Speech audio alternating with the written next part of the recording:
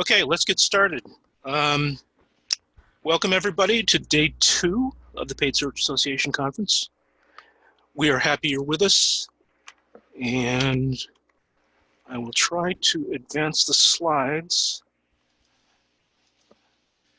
So first of all, thank you. We have guests from all over the world. We know we had a couple from South Africa, and judging by the email addresses and the names of the attendees, it looks like we have plenty of people from outside the US. We're very happy about that because from the very beginning, we have designed the Paid Search Association and the conference itself to be appealing and timely to people outside the US as well as inside. First of all, I want to thank the sponsors who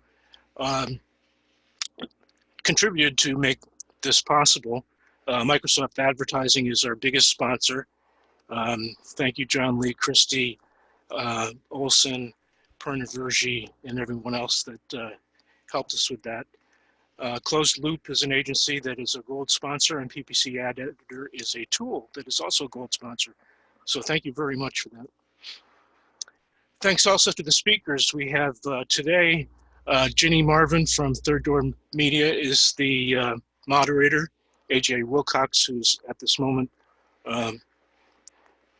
congratulating himself, will be the first speaker. Melissa Mackey, and then Bill Leak, Lisa Meyer, and Andrew Goodman will be joining us for the Q&A at the end of the presentations.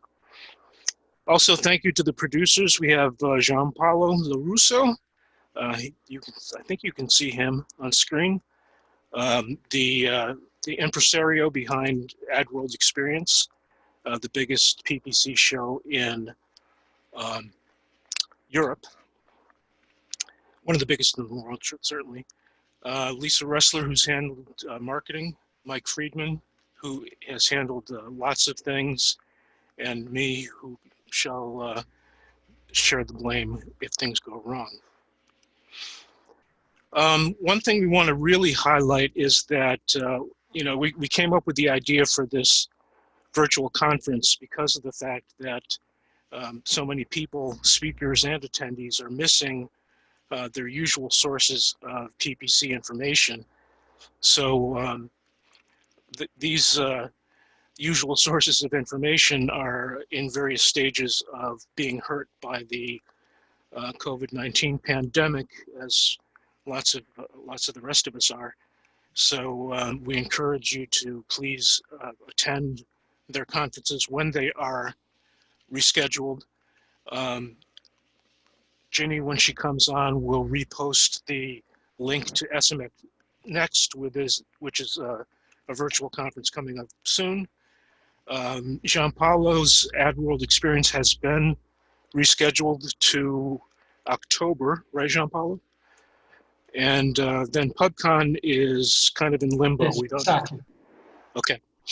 PubCon is in limbo. We don't know when they'll reschedule, but please do attend these conferences when they come back in real life, because they need us and we need them. Now, for the people that are attending this conference, we encourage you to, if you're not already a member of the Paid Search Association, join the association.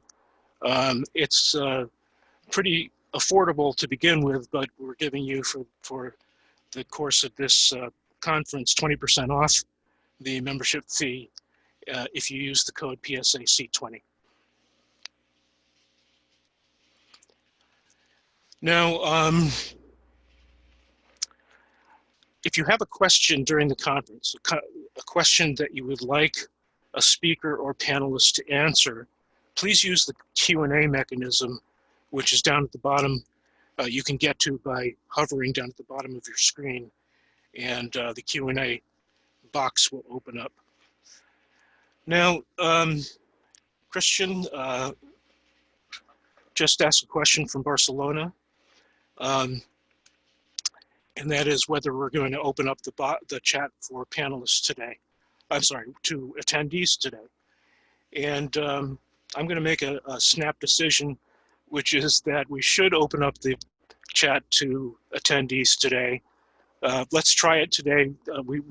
Yesterday we restricted the use of the chat to panelists so that we could communicate about things that were possibly going wrong, or messages that we wanted to exchange.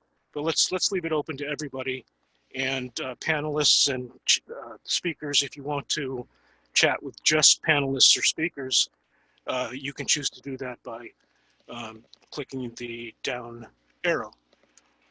Jenny has just posted the Third Door Media SMX Next link. It's going to be occurring June 23rd and 24th, so please attend them.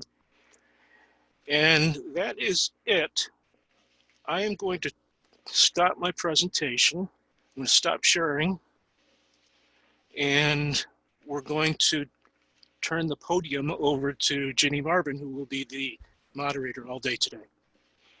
All right, thanks so much, David. Welcome, everyone. I am so excited about this. This is a great day, and if you tuned in yesterday, I've already learned a lot, and we have a full day, well, full few hours here scheduled with some of the best people in the industry. So I'm really thrilled to be a part of this. And as David mentioned, I'm Search Engine Land's editor-in-chief. And yep, we'll be hosting SMX Next as a virtual. So these are just so great to be able to make these connections while we can't do it physically, at least be able to do it virtually. So without further ado, I'm going to kick things off. We've got AJ Wilcox, founder of LinkedIn ads agency, B2 Linked. He's already logged in. We're coming up on 2,000 steps this morning on his treadmill. And so without further ado, why don't you kick things off, AJ? Awesome. Well, thanks, Jenny. I just barely signed up for SMX Next as you were introducing, so it doesn't take very long. People join on in. Really excited to chat about LinkedIn ads with you. Now, I realize that most of you are in this COVID-affected environment right now, and so I'll definitely include a little bit of conversation towards the end. But the goal of this is really just in case you haven't run LinkedIn ads before, or if you are, but maybe you're at those beginning stages of just trying to understand how the platform works. That's really the goal here, but I'll make sure that we educate you nicely on what's happening right now in the platform with COVID.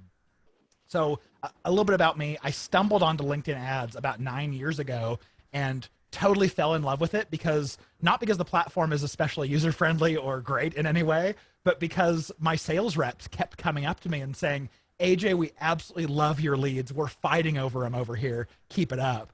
And anyone who's ever worked with sales reps, well, I mean, I haven't heard that since, so you know that's pretty special. But I live in the state of Utah in the United States with my wife and 4 kids, all homeschooling right now, going a little bit stir crazy. But my background is in search with SEO and Google ads before that. So the reasons you might look into LinkedIn ads if you're already running, let's say, Facebook ads and or Google ads, if you're using search channels and you've maxed out your search volume, there just aren't more people searching for what your product or category is, and you need to fill the top of that funnel, LinkedIn ads is probably a really good way to do that. Works especially well with these disruptive products and services where the category isn't created yet. People don't know that you exist, and you need to let these cold audiences know. And then on the Facebook side, a lot of times your sales reps will complain about the lead quality, especially after you get past the custom audiences and the lookalikes, and retargeting. As soon as you get past that, you start broadening into interests, and you end up spraying pretty wide. And of course, the cost per click and conversion is going to be lower, but your lead quality is going to take a hit as well. And then also, if you've just hit the limits of scale there, where you just need something more, LinkedIn ads is definitely worth considering. There's some fantastic things about it, and of course, some not so fantastic things about it. Number one, the reason why we use LinkedIn and we pay their prices and put up with them is they have the best business targeting of any platform out there, and it's at near perfect scale. Especially here in North America, we've got access to like 95% of white collar professionals on LinkedIn. So it's very rare when you have a budget larger than you can actually spend on the size of audience who is willing to click on your ads on LinkedIn. And then we, of course, like to keep our profiles up to date. I like to joke that LinkedIn is the second person to know when I make a career shift after my wife. I tell my wife first, and then I go and update my LinkedIn. And because of that, I'm not, advertisers aren't wasting impressions on me because I forgot to update my job title, 6 months ago or a year ago. When someone's on the platform, they're in the right business mentality. They're thinking about their job or their career. And so when you're giving someone something that feeds that, then they're going to have higher conversion rates and better lead quality. And then finally, when we've studied several times the interplay of each of the different ad channels and marketing channels, we find that LinkedIn always closes the largest deal sizes. And if you want deals to close fast, Google Ads always closes the deals the quickest. But the large deals, the ones that you're going to be so proud to put the logo on your website, those are the ones that LinkedIn drives. Now, certainly it's not all sunshine and rainbows for LinkedIn advertisers. Number one, the costs are high. Here in North America, we pay $8 to $11 a click. It's significantly cheaper outside of the English language and outside of North America. But that's really the rub here in the US. We also can't do device level bidding. I'm not sure if that's even on the roadmap. LinkedIn's been kind of kicking against that. We don't have ad scheduling. So we're actually building a tool to help people do day parting and ad scheduling because LinkedIn doesn't offer it themselves. So if anyone who's listening is interested in being a part of our day parting beta, let us know that this is the ability to say, I only want my ads running between these business hours or on certain days. And then finally, many of you will be familiar with Google Ads quality score, Facebook ads relevance score. LinkedIn has the same kind of thing that they call relevancy score. They just don't show it to you. You can run a report at the campaign level and see a number 0 to 10, but they don't tell you how often it's updated or what that is at the ad level. So these are certainly my wishes for LinkedIn. I wish it were less expensive. That doesn't seem to be happening, but I wish they would add additional features for us.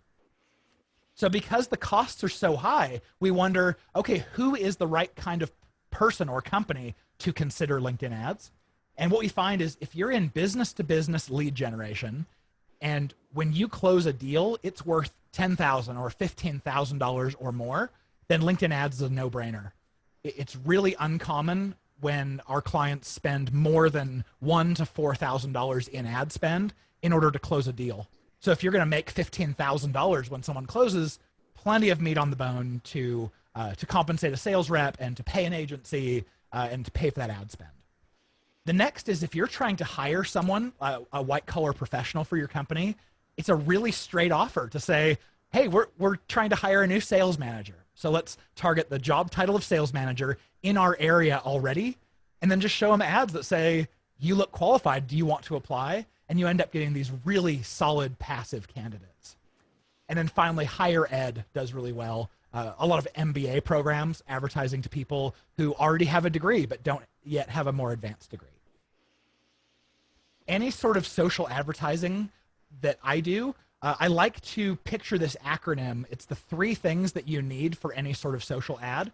And I talk about bringing your ammo to social advertising. That is, you need an audience to target, you need a message to show them, and an offer to give them as your call to action. So we'll briefly touch on each of these elements as it pertains to LinkedIn ads. The first here is in the messaging. These are the ad formats that you can use. The vast majority of advertisers, I say 95% of advertisers should start here. This is in the news feed, the ads that show up, which is the homepage experience on LinkedIn for both desktop and mobile. There's this content called sponsored content. It comes in several different flavors, but the one that you want to start with is single image sponsored content because it's the simplest to build, simplest to troubleshoot, and simplest to get analytics from. Expect a click-through rate, anything over 0.4% is technically above average, so just a little bit less than 0.5%, but most of the stuff we launch gets between 0.8 to 1.2%. So keep that in mind benchmark-wise. And these are a really versatile ad format. You'll expect to pay $8 to $11 if you're targeting North America per each click. If you're higher than that, then you're probably bidding wrong, or going after a super competitive audience. And it's just a really good middle ground ad format. Then you've got text ads that are over in the right rail, and they look like this. They're small on the screen because they're small in real life. I told you on sponsored content, you can expect click-through rates that are a little bit less than 0.5%. The average click-through rate on these is 0.025%. So that's 2.5 people clicking out of every 10,000 times these ads are shown. So in order to spend any sort of money here, you really do need a large audience. I think this is actually really good though. I use this as a companion ad format because it gets clicked on so little that it becomes a lot of free branding. And when someone clicks, it's actually the cheapest ad format. So very low risk because it can't spend a whole lot. And when it does, it's really efficient. So I like text ads. Sometimes they can be more work to put together than they're worth. But if you're okay building a campaign, a whole structure and targeting out that spends a few dollars a day or something, then these are definitely for you. All of the traffic from these come from desktop because the right rail is not available on mobile.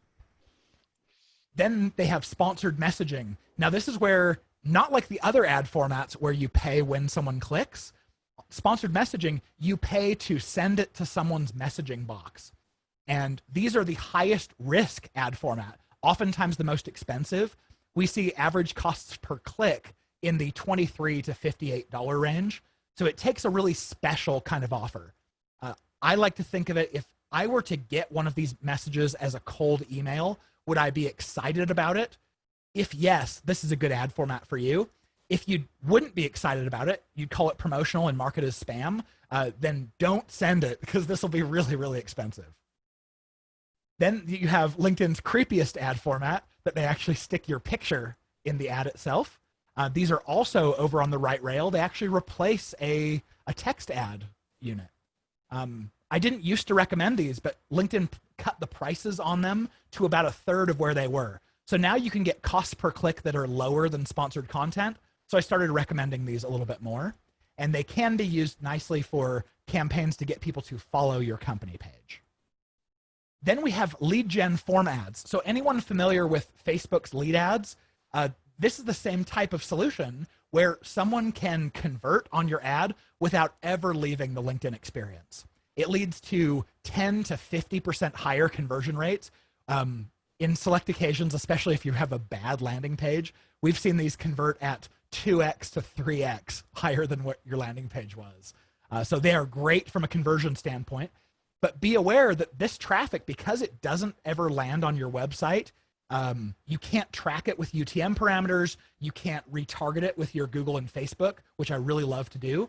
And because it asked so little of the user, they didn't have to go to your website and wait for it to load and check out your team before they decided if they wanted to submit the form.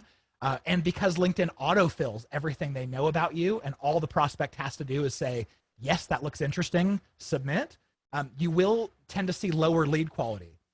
So what I tell people is, if your cost per lead goes down by 50%, but your lead quality only goes down by 30%, you're still 20% ahead.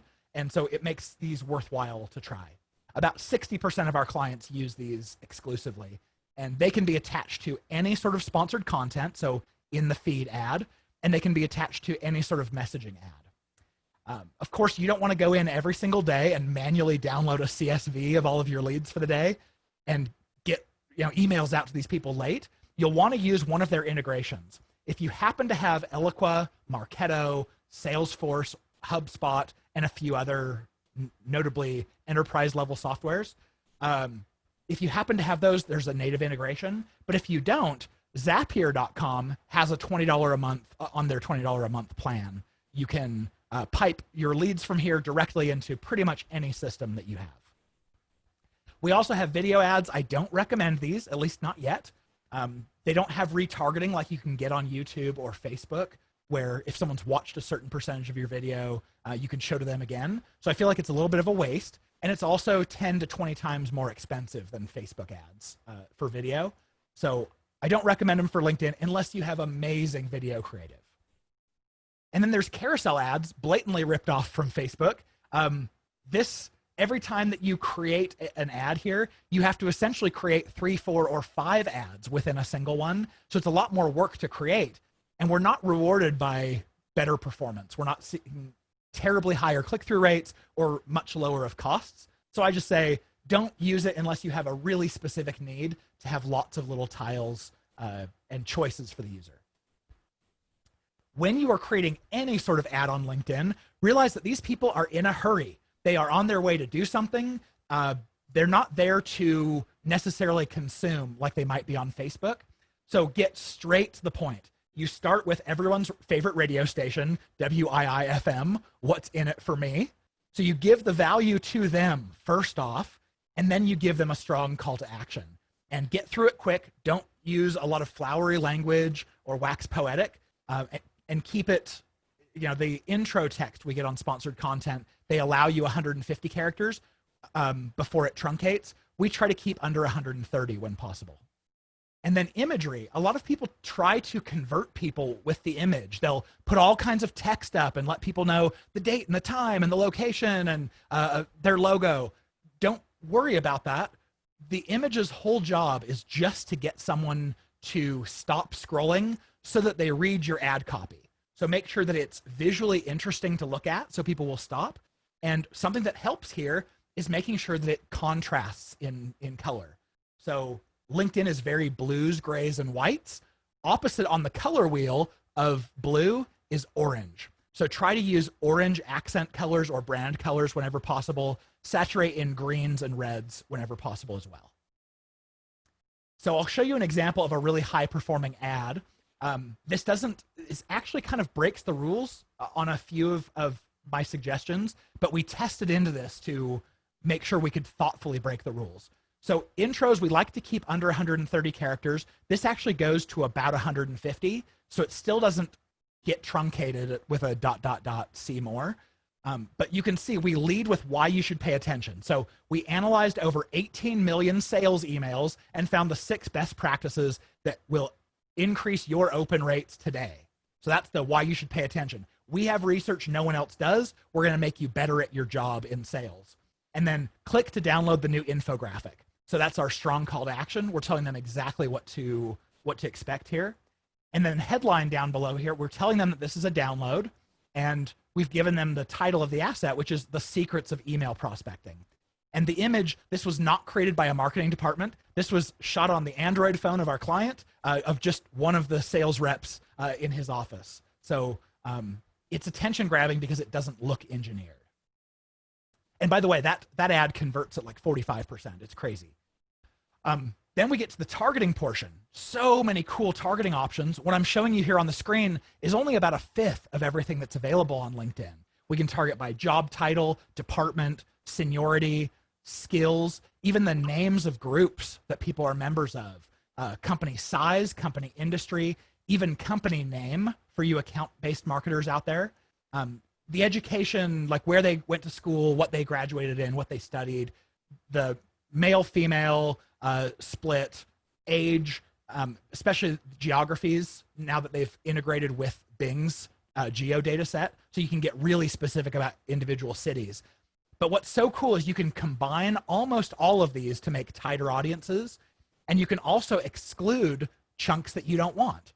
Like if you know that you're advertising to maybe one of your competitors might be in that audience technically, add your competitors as an exclusion from all of your campaigns, and don't spend any sort of money on people who won't ever become good business for you. So now we get to the most important part, which is the offer. This is what you're asking people to do. Now remember that LinkedIn ads are premium. They're expensive at $8 to $11 per click. And so if you have offers that are very low friction, like just come and read this blog post or look at this infographic, most people are going to be willing to do that. So you'll have high click-through rates, but you'll be paying $8 to $11 to get someone to read your blog post. And it's going to create a very high cost per lead. So I don't recommend being at the top of this friction funnel. And then at the bottom of the friction funnel, I don't recommend trying to push people directly to talk to a sales rep or buy now, because that's asking too much too soon. Even a free trial or hop on the phone for a demo is oftentimes too much. It's scary for people, and you'll pay a lot of money to have a very low conversion rate. So really, for LinkedIn ads to be successful and efficient and scalable, you want to lead with valuable content first. So this is a give us your information, and in exchange, you'll get a free checklist or a cheat sheet, a guide, join this free webinar, case studies, if they're good, can even fit in here. And the goal here is to give someone something that they are excited about, because in order to give our personal information, we need that. We need to have something that we really do think will solve a major pain point for us. A little note on the effects of COVID. I had a YouTube advertiser tell me the other day that their costs dropped to 1/9 of what they were before, which is incredible. I'm hearing reports from Facebook advertisers of 30 to 40% decreases in costs. LinkedIn is so predominantly B2B that, and B2B moves slower, their budgets don't shift as often. We did see a lot of larger advertisers pull back or stop spending during the panic. And so because of that, we see costs that have decreased 5 to 10%. And because on LinkedIn, we're usually going after someone with a longer sales cycle and a bigger consideration phase, it's a really good time to be advertising. While people are spending more time on LinkedIn, 60% more time is being spent in the LinkedIn newsfeed right now, by the way, because they're not worried about having social media up on their screen as their boss walks by, and costs are down. So this is a great time if you have got these longer sales cycles to be investing in that audience. However, if you have a really short sales cycle, there aren't a whole lot of people who are signing big contracts right now. So it might be a good time to hold off. But if that's not the case, great time to be investing. Anyone who wants to get advertising on LinkedIn, we have this free 8-point checklist of how to get started. It's the 8 things that you need to start. And it's the same checklist we use when we onboard a new client. So b2links.com/checklist will get you access to that. And then finally, I launched a new podcast about 4 months ago. Maybe it's been 5 now, geez. But there's about 16 episodes up that go really deep into LinkedIn ads concepts. So if you're a podcast listener and you really want to go deep into LinkedIn ads, check that one out. It's called the LinkedIn Ads Show podcast.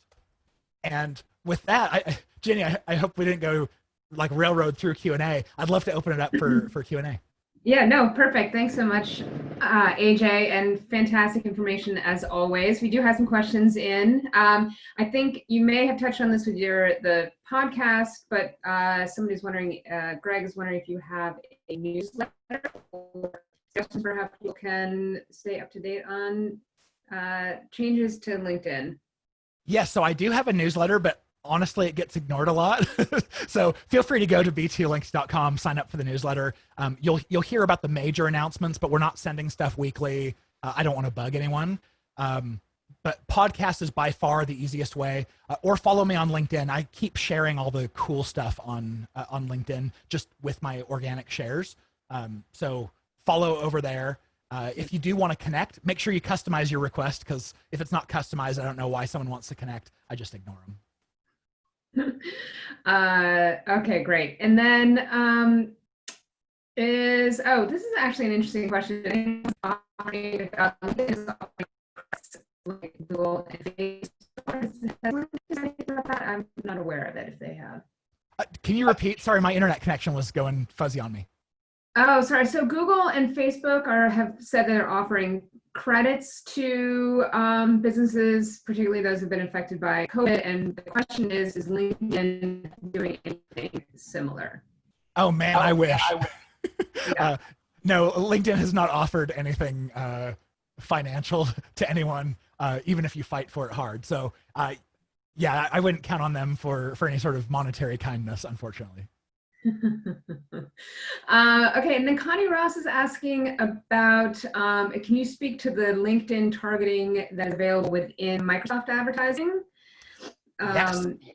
Yes. Yeah, I sure can. So this is interesting. Microsoft merged their data set with LinkedIn's, and it took them about a year to do. So this was a serious undertaking. And because of that, if you go to Bing, I believe it's open beta right now to do their search targeting, which is like if you it's like RLSA. If you search one of these keywords and you fit these audience criteria on LinkedIn, then we'll show to you. I believe it's still in closed beta, but it might not be anymore. The whole display side where you can just bid on audience facets for LinkedIn members and just show across all Microsoft properties in a display format. I hope they will continue to move more targeting facets over, but as of right now, it's only your job function, which is your department, your company name, and your industry. So if you can, if you can narrow down your audience by those 3 segments, that's great. Eventually, I hope they give us job title, and I hope they give us skills, and maybe even groups. I think could make a lot of sense. You want it to be broader audiences on the Bing side, just because you want to actually get some clicks from it. But we've been averaging around $1.20 per click from really valuable LinkedIn audiences. So I highly suggest testing it out. And then on the flip side, they've integrated Bing search data for LinkedIn, right? For targeting the Bing search behaviors. Yeah, with interest targeting, part of the thing that qualifies someone as an interest is their Bing search history. But of course, that data is pretty small on LinkedIn side. But if it's there, if LinkedIn has access to it, it will dictate the interest that you can bid on. Yeah, great. How are you feeling about lead gen ads right now? And how are pages performing? Are they performing as well as they had been? Yeah, we do a lot of landing page testing because the lead forms I know generate lower lead quality, and so many of the audiences we're going after on LinkedIn are really a VIP type of audience. They're someone who represents a very large purchase, and we want to give them make as strong an impression on them. So because of that, I like having them on my landing page because they'll get to they'll make more of an impression on them. You won't have salespeople saying, "Hey, we reached out to this person," but they don't remember ever filling out a form. That does happen with lead ads. So my preference would be send them to a high performing landing page, but a lot of our clients aren't sophisticated enough to have tested into a great landing page. And a lead gen form is a great kind of a step, at least in the right direction. And if you're looking to prove out the channel, it will give you the lowest cost per lead possible. So it's really good to show a boss and say, hey, we tested out LinkedIn, look at the quality of the people we're generating and look at how low of a cost. So it does make sense. Like I said, 60% of our clients are using them exclusively, even against my recommendations. All right, great. Keep the questions coming in for AJ. We're gonna thank you so much, AJ. There are some questions in the Q&A panel. If you can respond to those, that'd be great.